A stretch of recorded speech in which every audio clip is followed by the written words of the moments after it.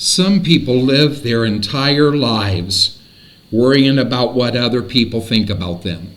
And this is really he who pleases everyone will never please God.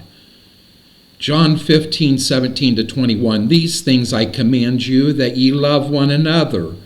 If the world hates you, ye know that it hated me before it hated you. If ye were of the world would love his own. But because you are not of the world, are you of the world? If you are not of the world, but I have chosen you out of the world, therefore the world hates you.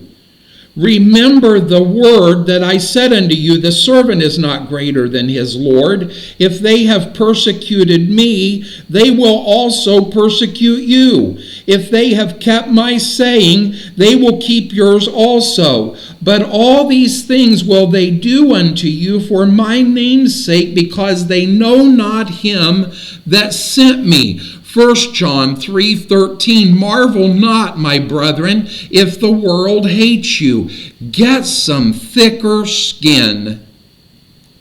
Get some. We used to talk about, it was one of my terms, we need hippopotamus skin. I don't know if hippopotamus skin is that thick or not. I've never petted a hippopotamus before, but it sure looks thick. If the world loves you, you are a part of it. Oh, nobody will pay any attention to me. Nobody will honor me. Nobody will lift me up. Well, if they're lifting you up, you are probably part of the world. And so recognize the world hated Jesus. The light came into the world and they rejected the light because the world, sin, flesh will always reject the light.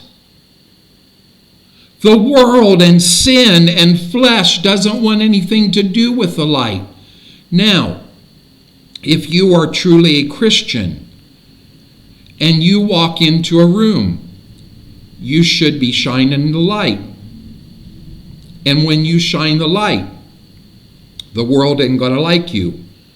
It's going to reject you.